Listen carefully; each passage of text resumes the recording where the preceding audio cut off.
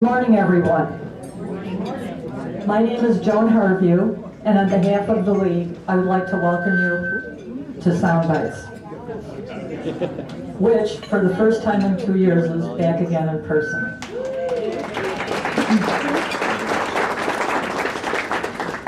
Before introducing William, I'd like to make just a few announcements on behalf of the League. First of all, beginning in April, the cost of Soundbites will go up to $17 from the current $16.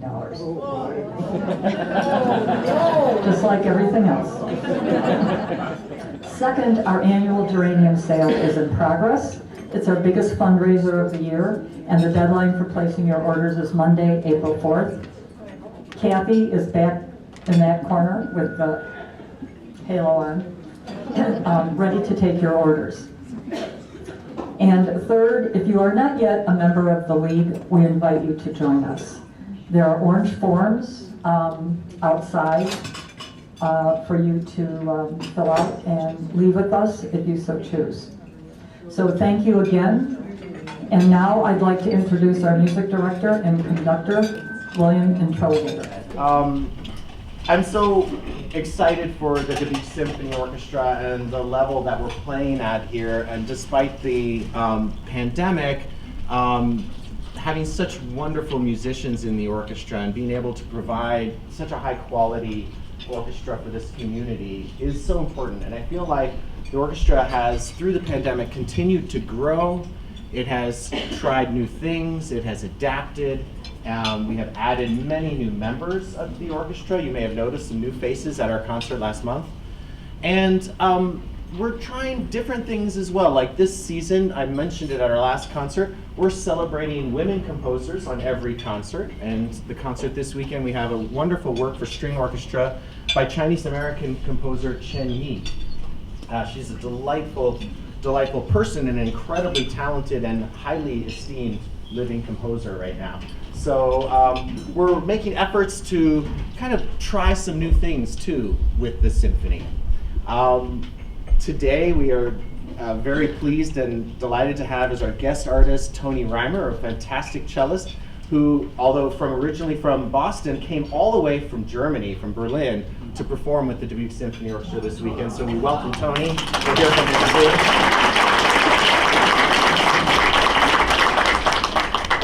It was an absolute thrill to work with Tony for the first time last night at our first rehearsal together. So you're in for a special treat, and we'll hear more from Tony here in just a bit. The program is kind of a lot of my favorites. I have to say, it's after some time away and we're coming back together, I'm programming a lot of my favorites. You know how much I love Mozart. You probably know my love for Mendelssohn and Schumann. I wrote a doctoral dissertation on Schumann's orchestral works and things like that.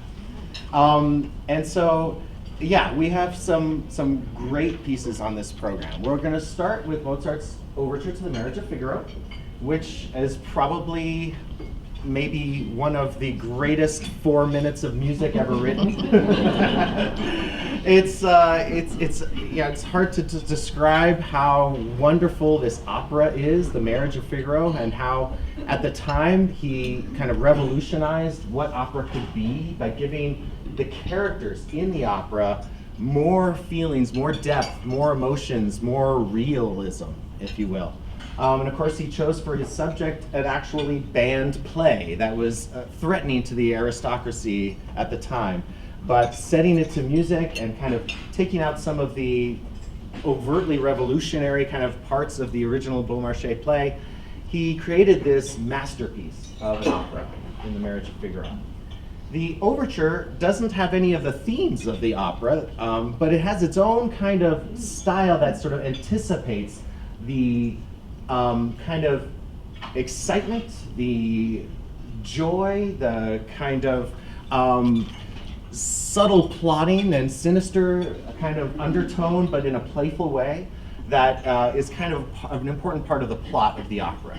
I'll play a little bit of the opening just to remind you of how this one starts. It's interesting too because it's one of actually a lot of the pieces in the program sound really easy to play, but they're in their own way, kind of fiercely difficult for the musicians. And then one of the challenges is to make it sound easy. Anyway, here's a little bit to remind you of what the Marriage of Figaro sounds like. Let's see if I can get this to work.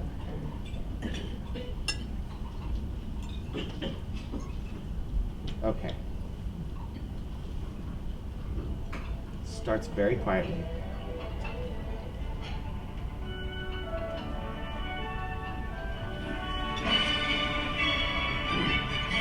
I don't know if this is working at all. Can you hear it?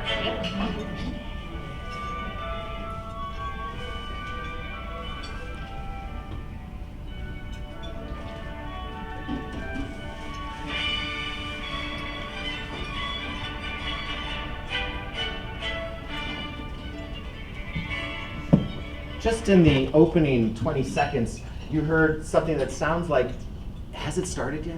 You know, it's kind of an unusual thing for an overture, which normally starts with, you know, in a sense, kind of like a call to attention, you know, grand statement, something loud to get your attention and to quiet the audience, if you will. But this one starts almost like, oh, did it start? It's so quiet, and it's actually, that's one of the challenges, is to make it play it so quietly. And it's kind of like this snaky little that sort of sets the tone for the sneakiness of what's happening in the plot and for the rest of this opera. And then you have like individual voices of oboe and horn and flute and bassoon and things like that, and then the crashing in of the full orchestra. And in a sense, you almost have a kind of symbolic representation musically of sort of individuals and society right there. Let's just hear that much again. Let's see if I can turn up the volume here a little bit. I don't know what should, yeah, that's loud. Here we go. That's the sneaky part.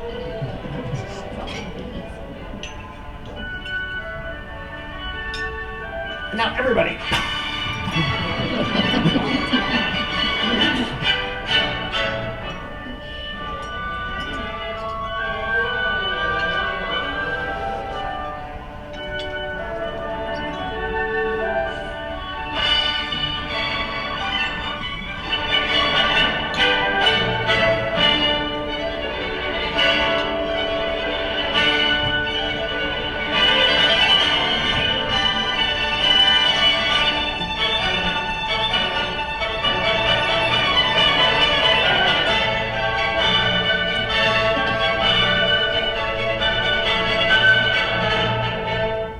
There's such an exuberance there.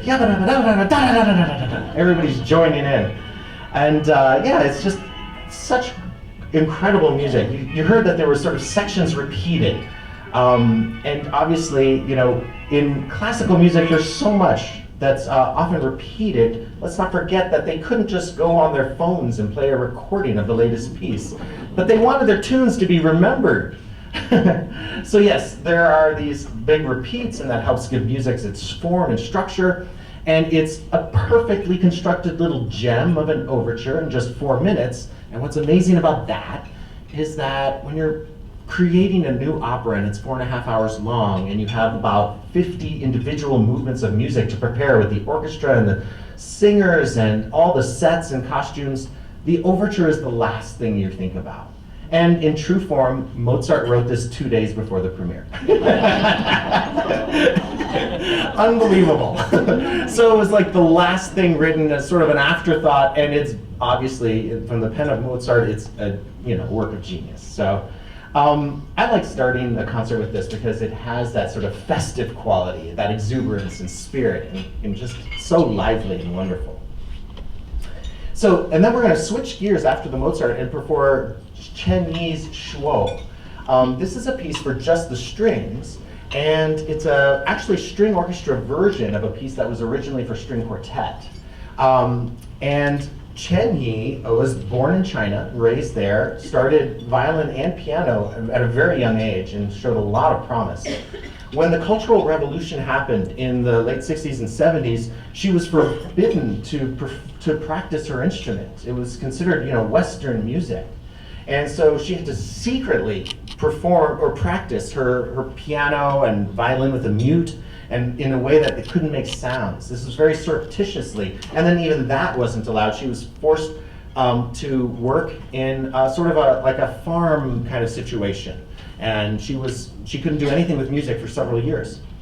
But then things eased up, and she went back into music, and she actually credits that whole experience with being not necessarily a negative part of her life, but something that really transformed who she was as a person and gave her a deeper appreciation for the Chinese folk melodies that she learned when she was working in the farms and things and forced to do this. She was in a different part of China where outside of the city she got to learn more of the culture of the sort of native music of the people there. So, and she's just an incredibly wonderful, strong spirit of a woman. I highly encourage you to check out the Zoom interview I got to do with her a week or two ago. I think it's on our Facebook page for the Symphony. But she's so positive. Her smile just lights up a room. It's incredible. So one of the things that's great about her music is that it does use native Chinese sort of folk songs. In this case of the piece Shuo, it's mountain singing songs, combined with sort of traditional Western musical techniques and melodies. So it has this incredible fusion, if you will, and it's one of a few really successful examples of that, I think. She's been highly awarded, and she's highly recognized as one of our great living composers. She's actually not too far from us here in Dubuque. She's on the faculty at University of Missouri, Kansas City. So she taught at Peabody for many years, and then she and her husband, who's also a composer, got a sort of double appointment there, and they have helped make the Kansas City conservatory there at the university one of the greatest in the country in many areas. So this piece starts in a mysterious way, like the Mozart. It starts very quietly. It's almost like, has it begun? I'm not even sure. And then you'll hear a beautiful sort of singing cadenza, sort of a free solo by the principal viola of the orchestra. It's very free, and you can definitely hear the Chinese origin of it. Here's what it sounds like.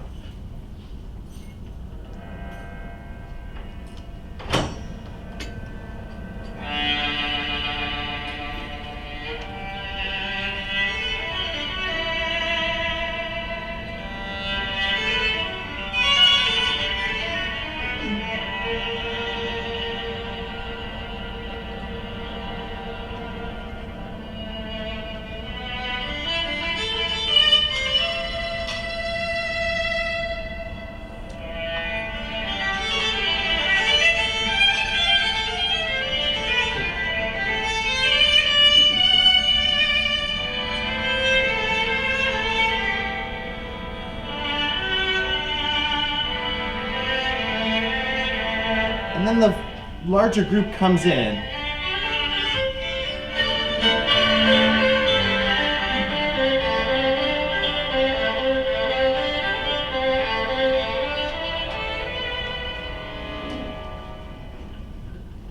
Doesn't that just create an incredible mood? And you can definitely sense the sort of Chinese origin of that music.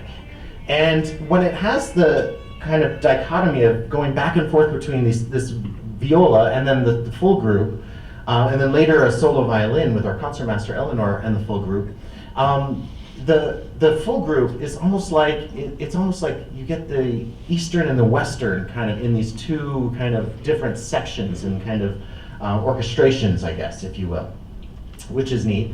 But then she also uses very traditional Western ideas like the fugue and canons and things of that nature. Almost like she was emulating Bach at one point in this piece. There's a series of variations. Basically, it's just 2 or 3 different melodies that are just varied and presented in different kinds of speeds, and sometimes it actually gets going it's very, very exciting. Let me actually fast forward to a section I'm thinking of, where the music is quite animated.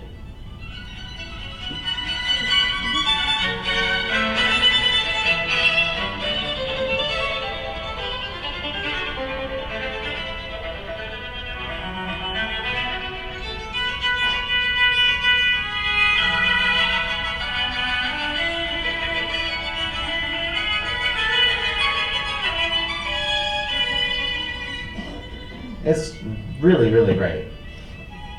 And it has just an incredible way of, over about 12 minutes long, of kind of keeping the energy going and then bringing it down and then getting faster again and keeping your interest with incredible variety.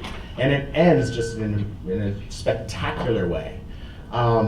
It's actually quite a challenge for the orchestra, and I think you're going to be really pleased with this piece of music. Hearing something new, and then to be able to appreciate it, though, at the first time. Let me talk a little bit about the title of the piece, Shuo. It means sort of like the first day of every month in the lunar calendar, but it also sort of means the beginnings of things, to initiate something. And when I spoke to her just a week or so ago, she said how perfect that you're performing that around the beginning of spring, because it really is about new beginnings and things coming forward. And she said that when she created the orchestral version of this back in like the 90s, it was originally written in 1982 as a string quartet. But in the 90s, when she created the orchestral version, it was for the San Jose Chamber Orchestra, I think it was. And she said it was for their very first piece on their very first concert of the season. So it was also kind of about beginnings. And that's sort of why the word Shuo from Chinese was chosen as the title.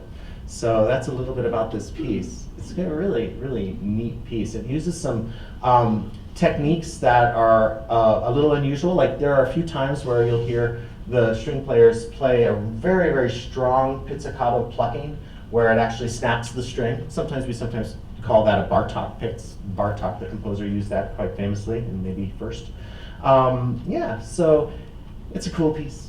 I'm looking forward to it. I think you're gonna like it. And then after intermission, we're going to perform, well, then after Shuo, we're gonna perform the Schumann, which we'll talk about soon in a minute with Tony. And then after intermission, we're gonna perform Mendelssohn's Italian Symphony. This piece is very dear to me. It was like, I think the first full symphony that I ever conducted. I was invited to come back as an alumnus of Princeton and conduct the orchestra the year after I had graduated there in the 90s, and they chose this piece. And so it was the first full symphony that I ever got to conduct. And actually, I have to confess, this was 30 years ago now. 30 years ago, and I still have that score, and I'm still on the fence. Which score am I going to use? Or maybe no score. I've conducted it many, many times, but I have all these sort of markings from my youth in that original score, and I'm like, I can't use that. It's a mess. But anyway, this all to say that this music is part of me, and I hope that you love it too. It's there's nothing like the opening of this piece. They talk about youthful spirit and exuberance. I mean, this is just one of a kind in terms of an opening of a symphony. I'll remind you, this is how it sounds.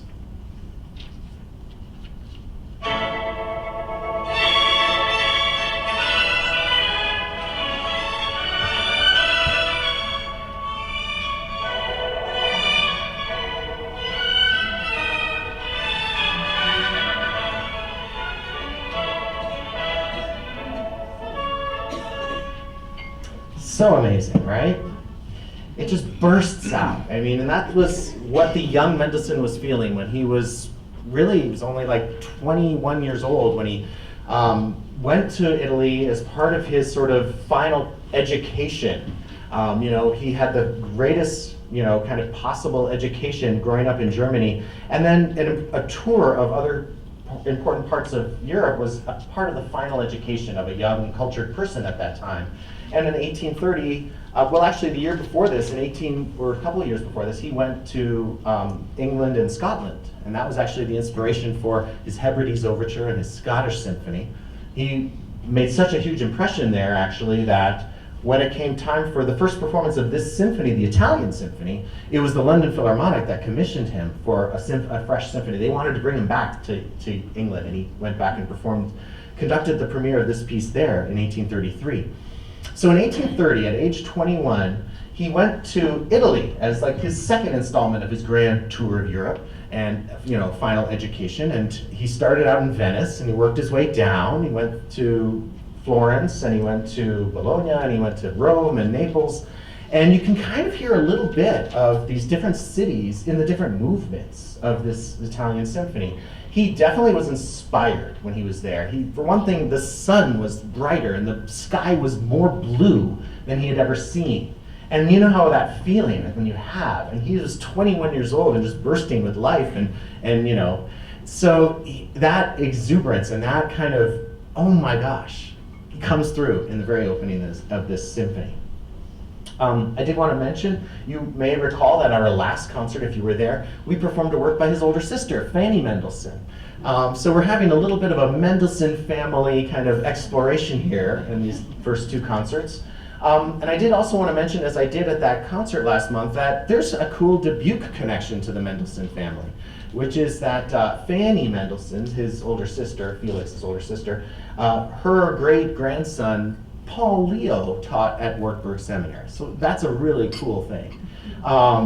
Anyway, I got a little bit digressed.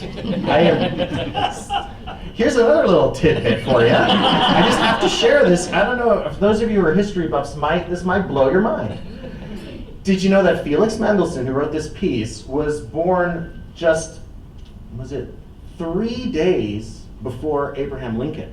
They were born almost the exact same time in February 1809. That's a really interesting little tidbit. For those of you history geeks and other people who geek out with me on that. Yeah. So that's an interesting thing. I just don't think of Abraham Lincoln and Felix Mendelssohn in any way the same. So this piece has a lot of energy, right? And the string players have to put a lot of work into this piece. Our principal bass made a great comment. He was sending me a message the other day, and it had to do with this heavy metal recording that he was doing. He does lots of different styles of music. And he said, speaking of heavy metal, I'm really excited for the Mendelssohn Italian. Like, that thing is a bear, I'm working hard. It's true, especially the lower strings. I mean, there's just a lightness to this. One of the things that Mendelssohn is famous for is that music that sounds so light. It could be like the Fairies of A Midsummer Night's Dream, one of his favorite plays and one of his most famous musical pieces, this Overture, and then later his incidental music. So yes, there's a certain kind of light fairy quality to this, to a lot of Mendelssohn's music, where it sounds like there's, it's not necessarily like heavy and grounded in the earth. It could be little spirits floating around. That's what I mean when I say this like fairy quality. And it has that sort of lightness. Now, there are times where the whole orchestra is playing very loud, and in fact, at last night's rehearsal, I had to say, okay, let me explain the different levels of loud here, because you can't all be loud. And I showed them that this is where I want the high point to be. Everything else needs to back off a little bit. But maybe it was part of Mendelssohn's youthful enthusiasm, but there's a lot there for the orchestra to play where they get into it. They play out and they play loud. And the woodwinds have a big part too. They have like individual voices. Listen for the clarinet and the personality that the clarinet is conveying, and the oboe and the different personality that the oboe is conveying, and the flute and the bassoon and others. Here, I'll play a little bit more. We'll maybe go into the second theme here. There's that clarinet.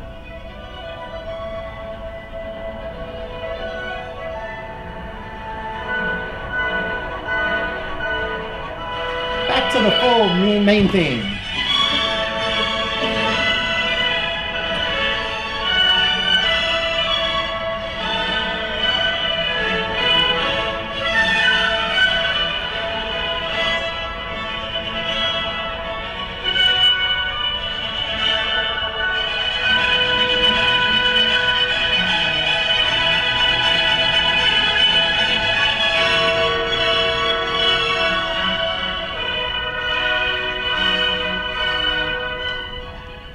That light little violin.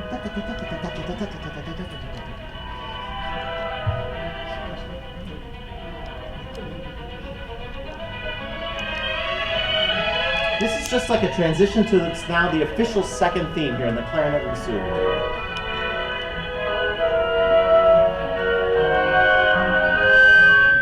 Sorry.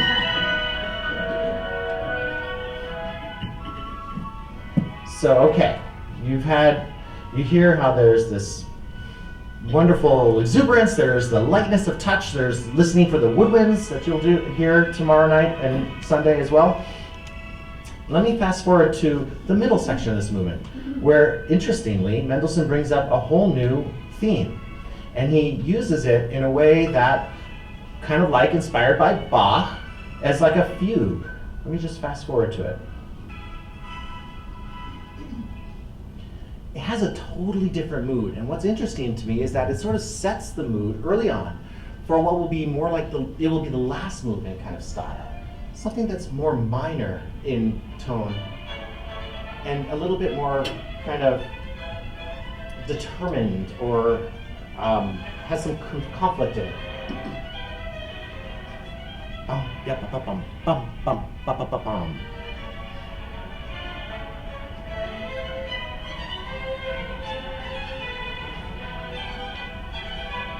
He uses the sections of violins brilliantly. It's passed off between first violins and second violins constantly.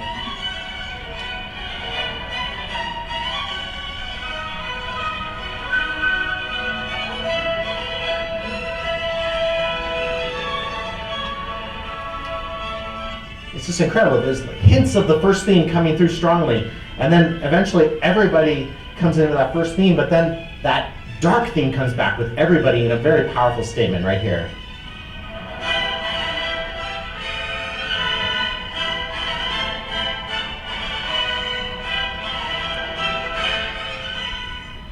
Let's not forget, this is the Italian Symphony. I feel like Mendelssohn was maybe trying to capture something about the Italian people.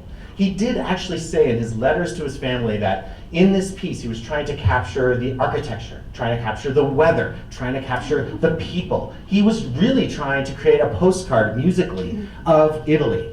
And there's something about that section there that does have a kind of, I don't know, kind of like a intense Italian, very maybe Germany kind of German feel to it. So listen for that kind of sense. I kind of feel like Mendelssohn was writing it in a way that was saying, this is not me, this is them. You know, in a way, it opens with something that's like, this is me in Italy. And then in the middle of this movement, we get, these are the Italian people, okay? And they have this a different kind of thing going on. It's true that like he was a little bit like, his sensitivities as a more fastidious German were a little bit kind of shocked at some of the things he saw in Italy. Yeah, the sun has that effect on the Italian. So when he was in Naples, he apparently saw a procession. It was pre-Lent. He was there, he was in Italy from October until like July, or no, maybe even longer. But when he was in Naples, it wasn't Lent yet, but he saw this religious procession, and it inspired him to do almost like a pilgrimage kind of sounding music. The second movement is wonderful in that respect. You'll hear a walking bass line. It's not like in jazz where you have pizzicato. It's the cellos and basses.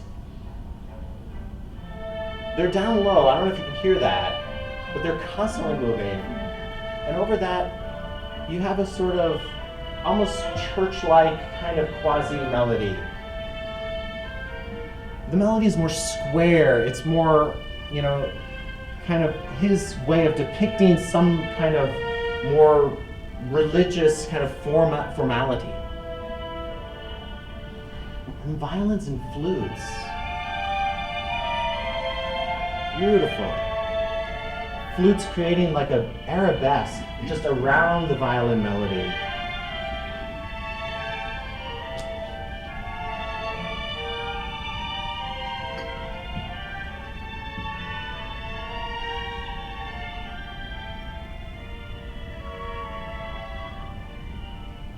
It's just a gorgeous piece.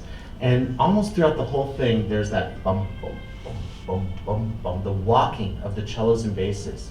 And eventually, by the end of the movement, that fades out and gets quiet and sort of, it's as if they've gone off to the distance. Like you're standing in one place and this procession has come and you hear it and see it, and then it goes off and off into the distance it goes, and just quietly. But in the middle, there are a couple of moments where Mendelssohn lightens the mood and adds a freshness, changes it from minor to major, and has that clarinet again singing. Such a big clarinet part in the symphony. The clarinet is this sort of comforting, sort of more human singing part. Let me see if I can fast forward to that moment.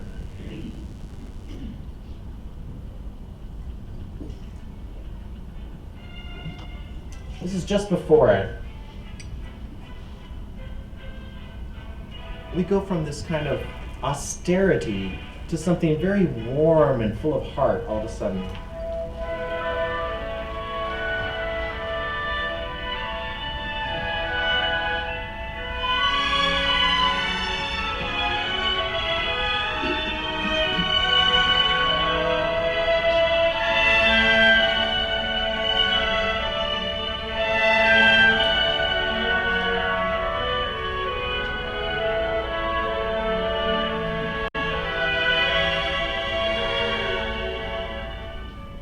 So beautiful.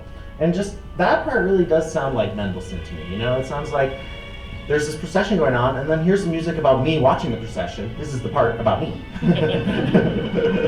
I don't know, I'm just guessing on that part. I don't know if that was really the case. The third movement is a lovely minuet that has a sort of wonderful, like, rollicking, not rollicking, but like waves in the violin, second violins and violas that are just kind of singing, creating almost like a sense of water or something like that. And you can't really hear that too overtly, but it's there all the time. There's this lovely little melody over on top of it. Sorry. Let me figure this out.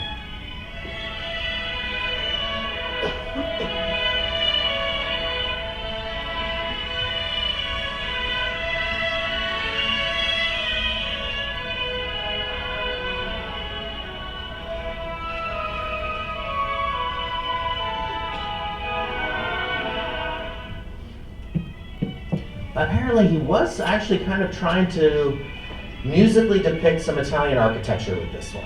I don't know. If that makes sense to you, please explain it to me.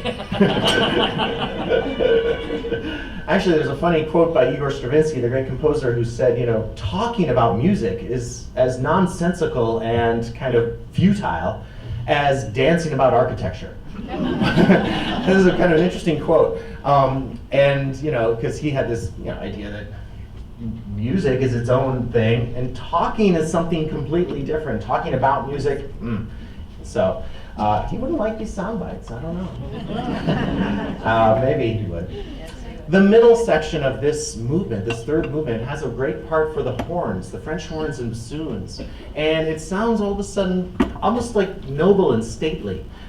It's almost as if the really feels like it's, to me, like a part of the Midsummer Night's Dream, where they're suddenly announcing Oberon's arrival in the forest, or Titania, or something like that. And it has this distinctive Mendelssohnian sound to the French horns. Sorry, we really need to work out the kinks here on the audio.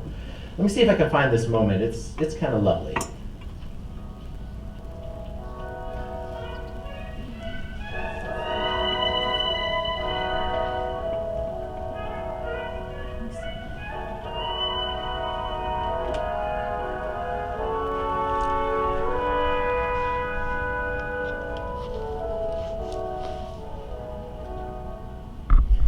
Mendelssohn gave French horns some of the greatest music, actually, and we don't often think about that. You know, we think of composers who really featured the horn, like Brahms and Richard Strauss and things like that, but long before them, Mendelssohn had his own kind of idea of a French horn sound, and it has a certain noble quality. There's a sort of wonderful brassiness to it, but it's kind of treated like a woodwind, you know? Now, the last movement is very special and unusual. The last of there are four movements. So this is a Saltarello, which is a fast Italian dance, and like sauteing onions, it's about jumping. It's about, Saltarello is a jumping dance, okay? Yes, you know, that's where saute comes from, because they pop up and down as you saute them if the heat's too high. That's where saute comes from. It's about making the vegetables jump in the pan.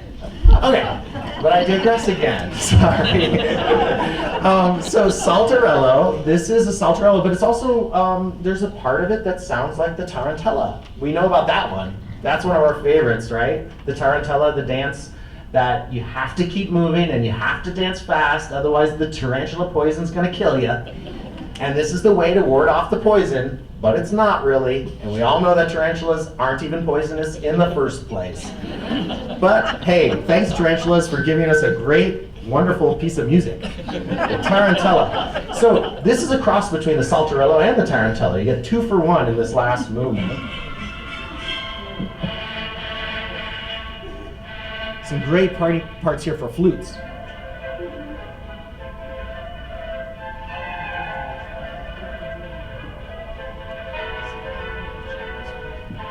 The energy never stops to the end.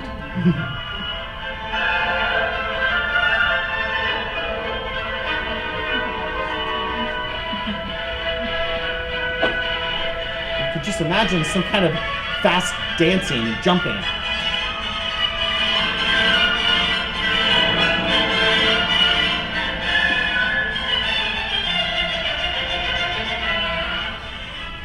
Later we'll get another theme that's more of like the Tarantella theme. One of the things that's fascinating about this movement is that overall the symphony is an A major symphony. And this is like one of the only examples of a symphony that starts in major and ends in minor. Usually symphonies that start in major end in major, and symphonies that start in minor end in major. Rarely does anything end in minor, but certainly not one that's so bright at first. But it's interesting because this is Mendelssohn's minor. It's exciting. It's not necessarily, it's not like the Pathétique Symphony minor.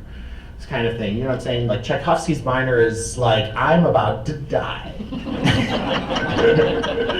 This minor is like, there's exciting stuff in Italy and it's intense and wow, it blew my mind. That like thing. So it's kind of like Mendelssohn's depiction of an amazing trip. Yeah. So the other thing about this that is so interesting is that it sounds so perfect as a piece, but Mendelssohn for some reason was not happy with this. The first performance he conducted in London, like I said, he only wrote some of it in Italy. He was too busy to like sit down and write a whole symphony out, but he sketched a lot of the movements when he was there. Then a year or so later, he's back in Germany. He finished it, and he had a commission from the Berlin Philharmonic. He went there, he conducted it. It was great, it was a huge success. He left, and they kept the music, and they had a second performance, even bigger success. This was huge. But then he was in Germany by himself without the music, and he's like, how did that go again? So he wanted to like test himself, almost like with like what the legendary stuff that Mozart could do. He started writing out his symphony again just by memory, even though he left all the music in London. So he wrote out and he started changing it. And then he started thinking, this needs to be different. Wait, how did that go again? And so it's interesting. We have all these different, we have a whole different version of this symphony that he wrote later by memory. And it sort of represented his kind of crisis of confidence in this piece. Because when he did that, he started realizing, no, I want to change that. I want to change it to this. And then at that point, he decided, this piece is not a success. It still needs work. It's not done. He was still working on it when he died prematurely at a young age, and he never had it published. And maybe he wasn't happy with it the way we know it today, which is hard to believe because it's so perfect. So, what were you thinking, Mendelssohn? But he was unhappy with it. Maybe, and it gets back to what I was talking about earlier, how classical composers, they will repeat things a lot. One of the things that's unusual about the last movement, the Saltarello, is that the music from the beginning never really comes back. It's linear, it's just one direction, it goes all the way to the end. And I think there must have been something that troubled him about that, because he was used to the proper form of music. And so it doesn't really necessarily follow that. But it wasn't just the last movement he wanted to change, it was actually the other movements too. And so some people who are real into musicology and they're really geeking out on this, and I'm one of those people. They have the different versions and they're tempted to conduct or perform the revised version. It's tough. It's a hard thing to know what to do. But this is the version that's come down through posterity as the official version. But it's interesting that he wasn't happy with it. I don't know why. It's great. You're gonna love it. Well, please join me in welcoming up here Tony Rymer, our wonderful cellist. He's going to perform the Schumann cello concerto. Welcome. I wish you had two mics. So was the second mic just not possible? I don't know. Let's see here. Hello. Oh, this is working. It's working. Yeah, I think we're good. Thank you, Mark. You had the magic touch. So here we go. Welcome. Thank you.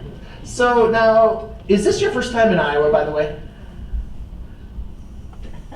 You have to think long and hard, so maybe you were nearby or you were here. To be honest, I don't know. I think it's not. Is this one? Here, try this one. Yeah, there we go. We'll just put this on the wrist. Oof, to be honest, that's a hard question. I've been on a bunch of tours over the course of my time playing the cello through the US, and I've been lots of different places where we just arrived by bus. We got off the bus, we played a concert, we went to a hotel, it was already dark, we didn't see anything, we didn't do anything, and then the next morning we got back on a bus and went to the next city. So it's possible I've been to Iowa, but I've definitely never been to Dubuque.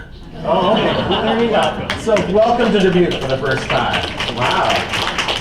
So yeah, you've had an experience of life on the road, almost like Willie Nelson or something. You know, on the road. Yeah, it's just like well. So tell us a little bit about your background. You're from Boston, right? What area and tell us more of the details. So I was born in Boston. I grew up there, and I went to arts high school outside of Boston called the Walnut Hill School. Yeah. You know. Yeah. Yeah. So they have 5 different art disciplines: dance, theater, creative writing, visual art, and music. And it has an association with the New England Conservatory, where I also went to do a bachelor's and master's degree afterwards. A great conservatory in Boston. And then I moved to Germany to study in Berlin. I did another master's degree there.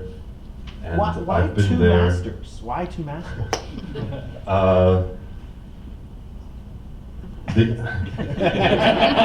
Putting you on the spot. I know the answer, it's just taking me.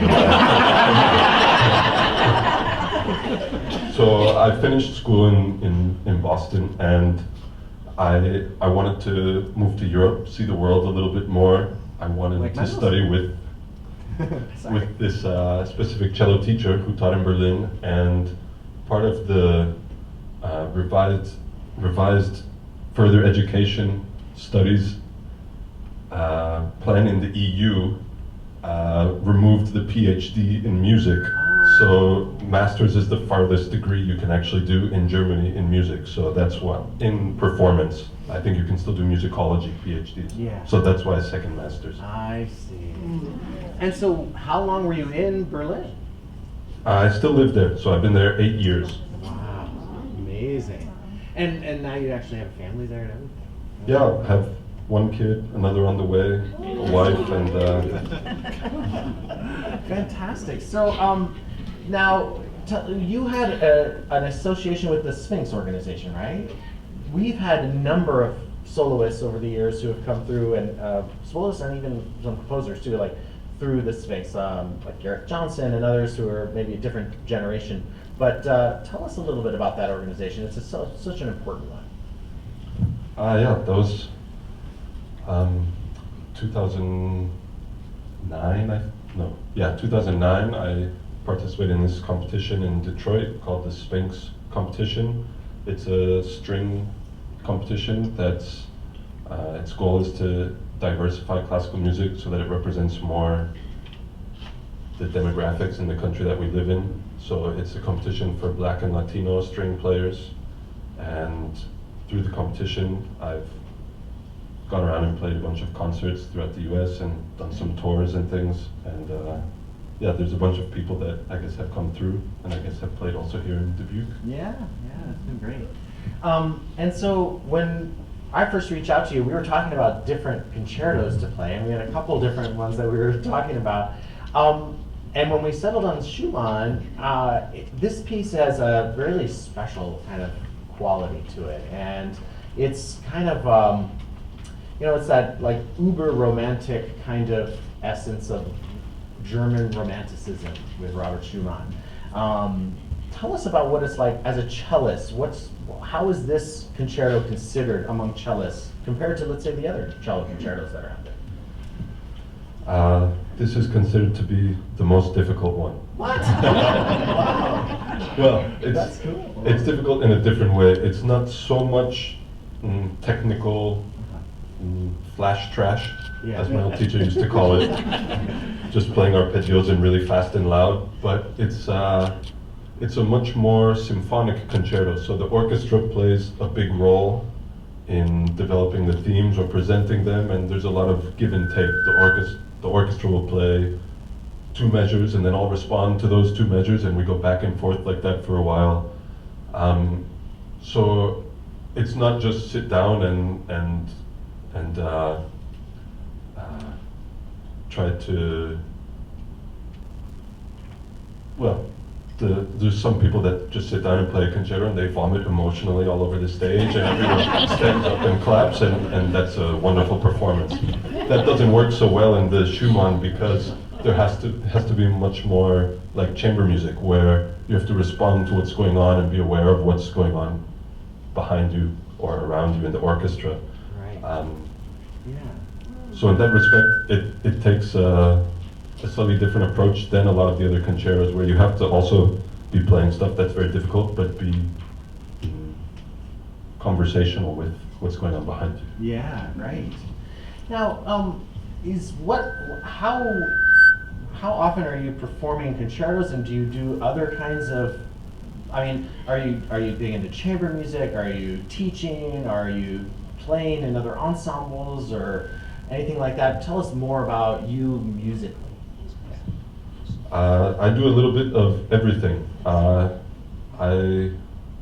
play. My favorite thing to do is play chamber music, and that's also why this is my favorite concerto, because it's similar to playing chamber music, just with a lot more people. But I play in a lot of different chamber music ensembles or music festivals that have chamber music.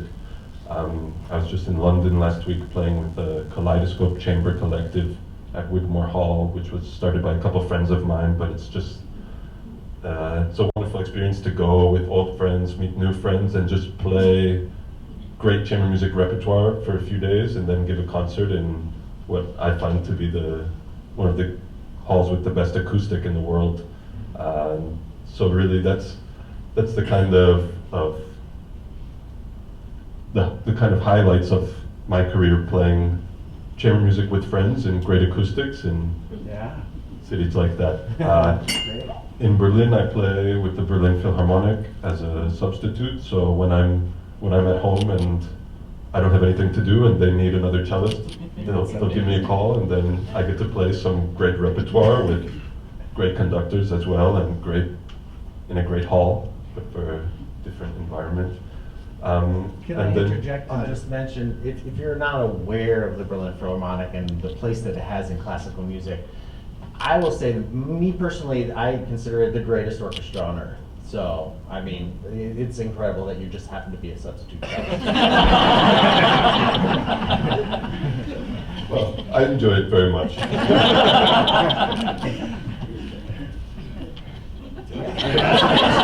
What else? You were going to say, what else do you do? And yeah, I play solo stuff, recitals and concertos here and there. I also teach occasionally.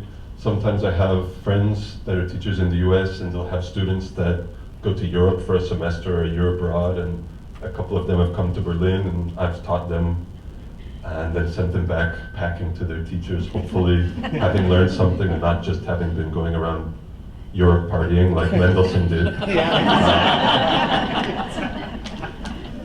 Would you be willing to get your instrument out and play a little bit? Sure, yeah.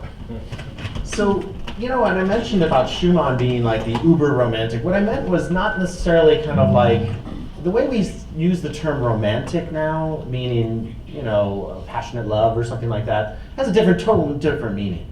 The German word Roman is their way of saying a novel. And romantique music is music that it tells a story like a novel. But Schumann was fascinated with these early German romantic writers who were fascinated with things like fragments and stories that were kind of hints of something bigger and that reflected nature or art and things like that. Writers who you may not have heard of, like Novalis and people like that, were actually his friends. Now, Schumann had a difficult time overall, and but this piece was written in 1850 when he just got the position as the director in Dusseldorf of the orchestra and sort of head of the music of this whole city of Dusseldorf. It was a great opportunity for him, and he moved his wife, a famous pianist and composer, Clara Schumann, and their children to Dusseldorf. And in this sort of elation of starting this new job, he wrote this incredible piece. And it sort of really comes from in the spirit of the Schumann romances, and he wrote romances like we heard Clara Schumann's romance as an encore last month by our guest artist, but Robert Schumann wrote romances as well, violin, oboe, piano, and it has that sort of idea that it's sort of like an intimate piece, like you said, it's like a chamber music piece, and there's something very personal about the expression, and it's maybe more personal than maybe what was normal in the kind of musical style or the accepted norm at the time.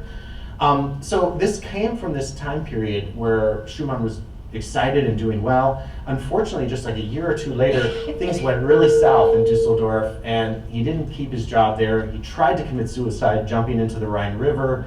He ended up going into an asylum and dying there. It's a very tragic story too. So and interestingly, this piece was never performed in his lifetime. It was only first performed on what would have been his 50th birthday, had he lived that long, in 1860. So, so that's a little background about Schumann and the piece. Anything you wanted to share about that or add, or do you want to play a little bit? What would you? Happy to play. Yeah, that's great. Maybe you can play a little bit of the opening. It's just, Sure. Yeah. Maybe I should say Yeah. a couple words first. Yeah. With just hearing the cello line at the beginning of this, it sounds like a completely different piece than it actually does with the orchestra.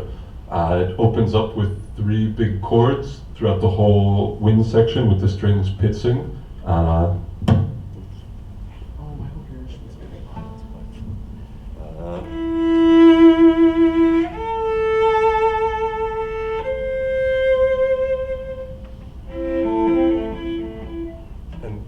And then can you hear me without the mic? Yeah. Okay. Then the cello comes in and plays a very long melody that's searching. It never really settles, and the orchestra the whole time underneath is playing offbeat. So there's never anyone playing on 1. So the whole time, ta pa pa, ta ta ta ta, pom. And the cello is playing on top of that with this really unsettled accompaniment. So if I play just the cello line, you'll feel like this. But if you go to the concerts, then you'll hear the whole thing together.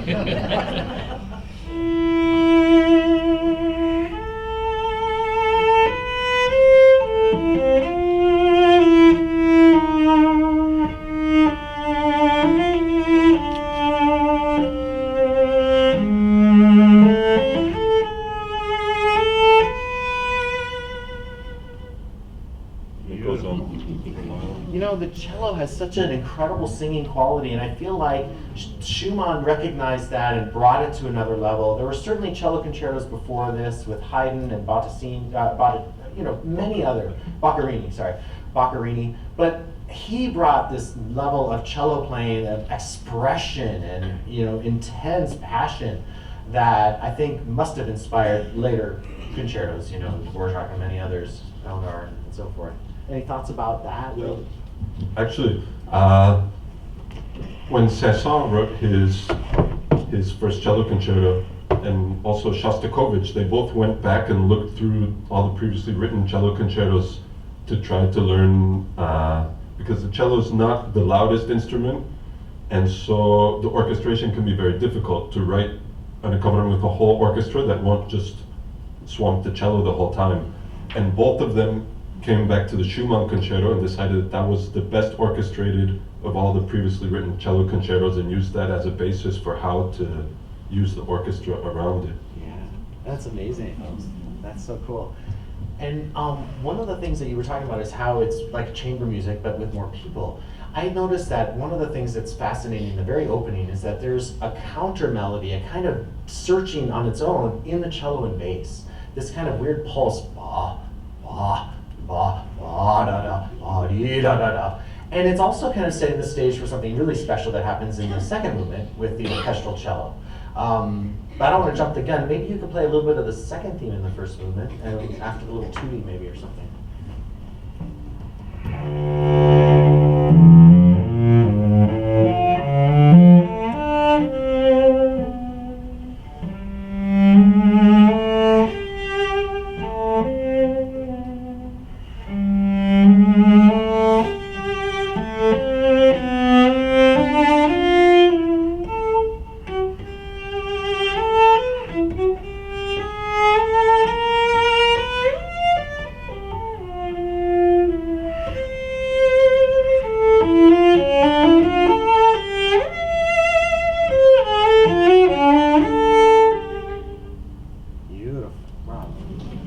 Wonderful. By the way, do you want to tell us a little bit about your instrument or your bow? Is there anything you wanted to share about that? This cello was made 3 years ago now by a couple that lives outside Berlin. Mira Grisot is from Belgium, and her husband Gideon Baumgart is German, and they've made a lot of great violins, and they started making cellos. They've won a bunch of different prizes. They just won a double gold at some famous violin making competition where there's a jury of violin makers and also a jury of players, and it's very rare for someone to get approval from both the players and the makers. So yeah, I got this quite luckily because they have a cello that they made that they keep in their studio, and they let people come in and try it, and if you like it, then they'll make you a cello in the same style. And that's it's always risky because you never know how an instrument will actually come out. So even if they made one great instrument, doesn't necessarily mean that the next one will also be good. So that's a Ornery style cello, which is the model, the shape of the instrument, the measurements of a famous maker. And this was the first cello they made in a different style, a Montagnana style, which was another very famous cello maker. And I found it in this is really annoying. I found it at a instrument convention, and I tried it and I met them and I said, this is really great. Can I take it and maybe buy it? And they said, oh, we have someone already lined up to get it. We're very sorry. We could make you another one in the same style. And I thought, and then fortunately, the other person that tried it couldn't come up with the money. And so I was next in line. Then that person came back and said, I still want it. And now they're going to make a new one for them. But I get to keep this one. That's great. So what is the name of the cello? Is it both of their last names, or is it one? Actually, it's named Papageno. Oh, really? I like the wonderful character from the Magic Flute. Yeah, I guess they name each, going through the letters of the alphabet, each instrument by some character, or I don't know, all from operas or something. And this was the name they gave to this one. Well, of course, Papageno is a baritone, so that's appropriate for that tessitura. Do you want to play a little bit of going into the second movement? Sure. I have to tell you, I've been obsessed with these few measures of this piece. I can't get it out of my mind. Late at night, I go to sleep, I hear these four measures, and then I wake up in the morning and it's still with me. It's the part I'm telling you about, where the pianissimo we went with. What did you think of that I loved version? It. Yeah, we had an interesting conversation about this same part that I'm obsessed with. When Tony was playing it, I was like, "Oh gosh, maybe you should play it out more and really sing." And he's like, "No, it's quiet, and we need to." And so we tried it that way at rehearsal last night with the orchestra, and it sounded gorgeous. We could do it the other way. No. We could try it the other way in rehearsal today, and then Maybe. just switch back and forth. Rehearsal tomorrow. Your way is the better. first way, and Your way there's two is concerts, so we But could the thing is, to really appreciate this, you need the harmonies under it in the orchestra too. But do you mind playing this transition? That would be great. I mean, this is kind of after the whole first movement. There's been a big orchestra tutti. There's a lot of motion and noise and volume and speed. And then all of a sudden, the cello comes in and everything stops around it, except for a very gentle coloring of harmony in the strings. And it's just 4 measures long, but it's a transition into the second movement, which is a kind of love song to his wife, Clara. In a lot of his music, he has a descending fifth figure, and that represents Clara. Clara. And so these 4 measures that transition us from the kind of searching craziness that's been going on in the first movement to this beautiful, tender, loving kind of ode to his wife. Yeah, it's done in just these 4 measures, which are as follows, I guess.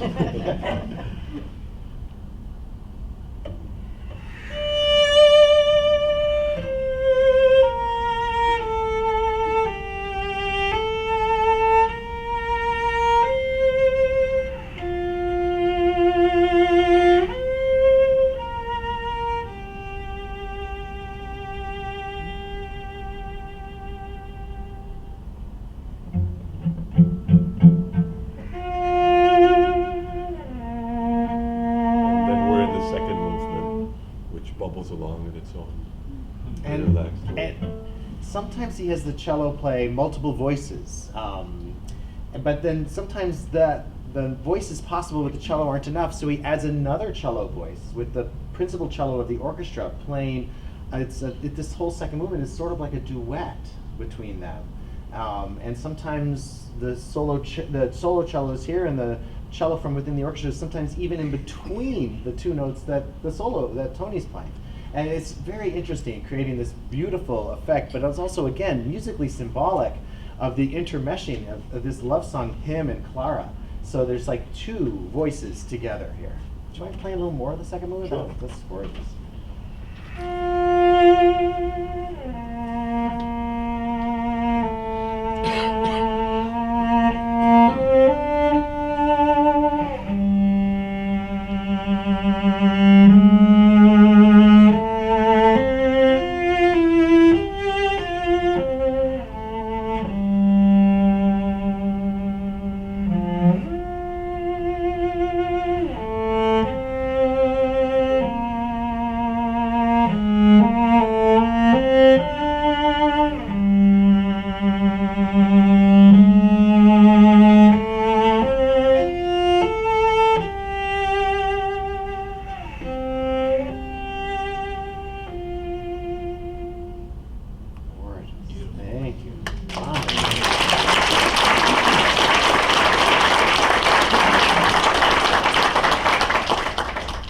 Second movement, there's a little hint of the first movement, and then this transition that's almost like a recitative, where it's almost like in the spirit of Beethoven saying, okay, but there's something else wrong here, and let's go on to something else.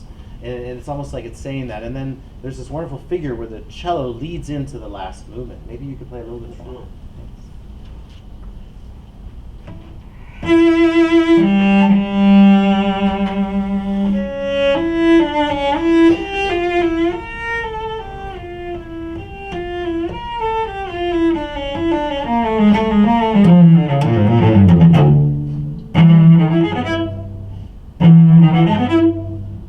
The part where it's conversational, so I play and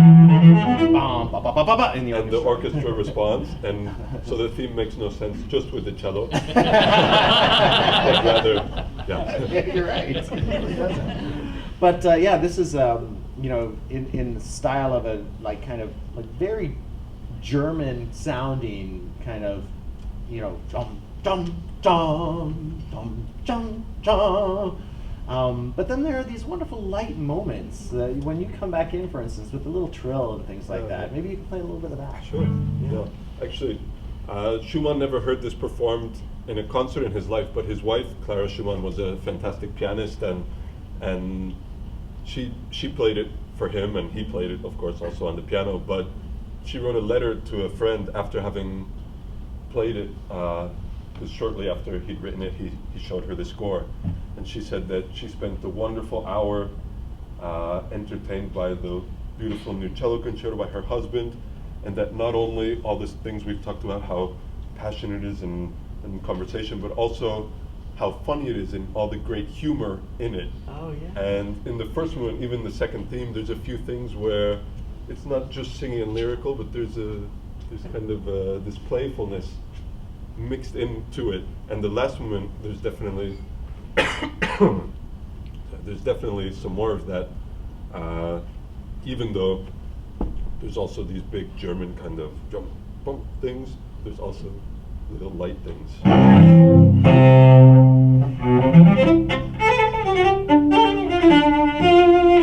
Or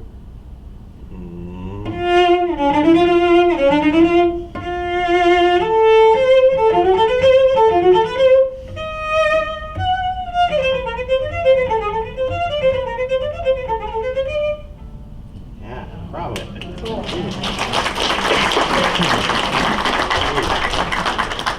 Yeah, I wonder if she particularly appreciated those light parts. I wonder if she had an inkling about what was going on with her husband, just in terms of his mental state and stuff. And then maybe this showed like a kind of freshness and kind of a balanced kind of side of him or something like that. I just wonder. Maybe I'm reading too much into it, but yeah. Any other thoughts on the piece or anything else you'd like to share with us?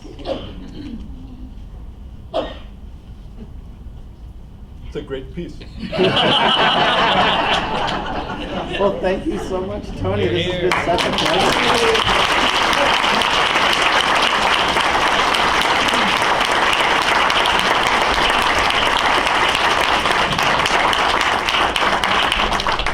I apologize for going over time a little bit, but it's so special to have a guest artist of Tony's caliber, and it's just great to get to know him better as well as the piece. So thank you again. You're just fantastic. We're looking forward to tomorrow night and Saturday, or Sunday, I mean. And I want to thank all of you for coming out and supporting the symphony and supporting the Dubuque Symphony Orchestra League. Thank you to them. They're our wonderful friends and partners at the League. And we'll see you this weekend. Oh yes, you know what? I wanted to recognize and thank our concert sponsors are represented here with Mark Hoagland and his wife Lynn. Please thank Tupaco.